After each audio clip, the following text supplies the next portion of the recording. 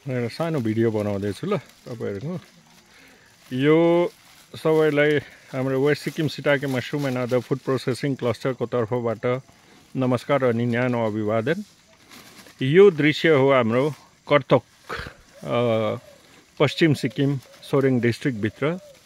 यहाँ एउटा self help group जसको लिडर सञ्चमित दिदी हो नि।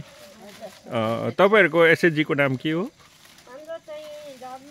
हजुर झरना एसएचजी को दिदी सञ्चमित दिदीले लिड गर्नु हुँदैछ र यहाँ आज देख्न सक्नुहुन्छ उहाँले West Sikkim shiitake mushroom and other food processing क्लस्टरको मद्दत लिएर पहिलो पल्ट आज उहाँले ग्रे वेस्टर मशरूम है इनोकुलेट गर्नु हुँदैछ र यो एकदम हाम्रो लागि चाहिँ ठुलो डेभलपमेन्ट हो।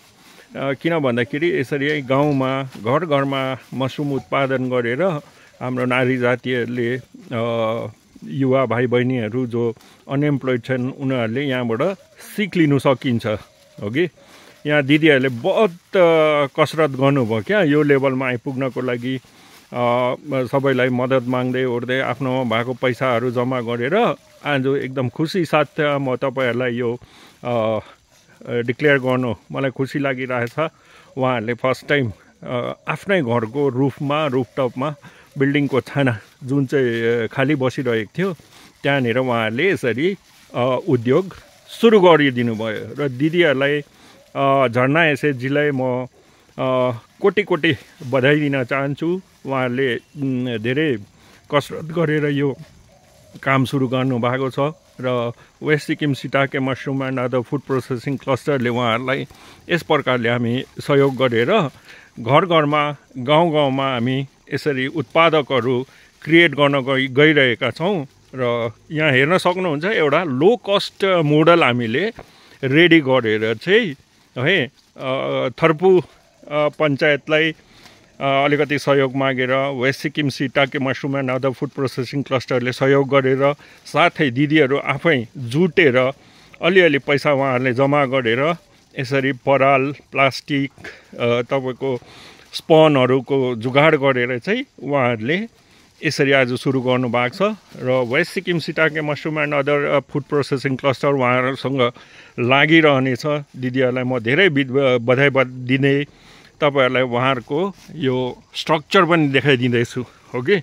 यो अझै बनिँदैछ है, बनिँदै जाँदैछ। यहाँ यसरी गर्नु हुँदैछ दिदीहरूले।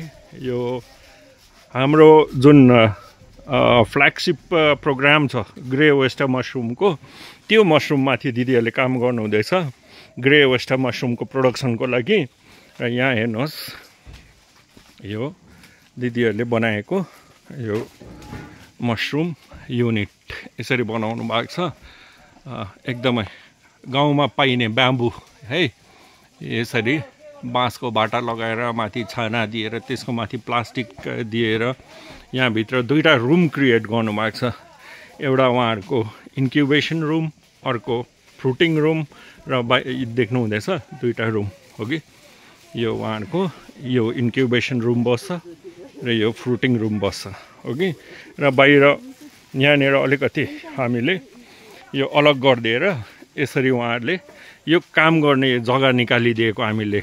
सो योसँग तीनटा रुम भयो र यतापट्टि पनि अलिकति सानो स्टोरहरू यताउता बनाउने जग्गा उहाँहरूले निकाल्नु भएको छ र एकदमै इनोभेटिभ प्रकारले गर्नु हुँदैछ दिदीहरूले West Sikkim shiitake mushroom and other food processing क्लस्टरको सहयोग लिँदै र एकदम खुसी लाग्छ यसरी गाउँमा काम भइदिँदाखेरि दिदीहरूले उद्योग धन्दा सुरु गरेको देख्दाखेरि एकदम हामी खुसी हुनुपर्छ।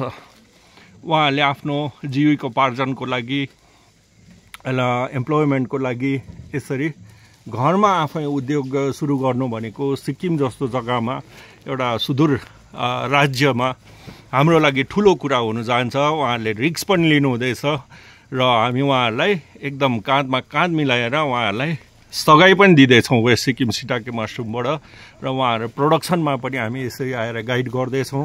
यो स्ट्रक्चरहरू बनाउँदाखेरि पनि हामीले फुल 100% गाइडेन्स दियौँ र अब मार्केटिङमा पनि हाम्रो 100% सहयोग रहनेछ र आउने दिनमा दिदीहरूले राम्रोसँग कमाइ गरेर यसबाट आफ्नो जीविकोपार्जन र आफ्नो इकोनोमिक स्टाटस आर्थिक अवस्थालाई एउटा नयाँ उचाइमा लानुहुन्छ भन्ने हामीलाई ठुलो आशा छ र म तपाईहरुलाई देखाउँदैछु आफ्नो घरमा भएको छतलाई हामीले कुन प्रकारले प्रयोगमा ल्याउन सक्छौं, कसरी त्यहाँबाट उत्पादन निकाल्न सकिन्छ।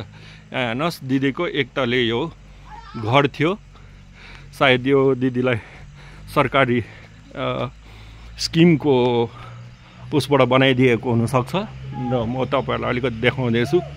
यो पछाडिपट्टिबाट हेर्यौं भने दिदीको माथि छत खाली थियो। त्यो छतमा चाहिँ एक दिन म आएको थिएँ र दिदीसँग सल्लाह गरेर यसलाई हामी उत्पादनमा ल्याउँ भनेर चाहिँ यसरी कुरा हाम्रो सल्लाह भएको थियो र दिदीले पनि मान्नुभयो।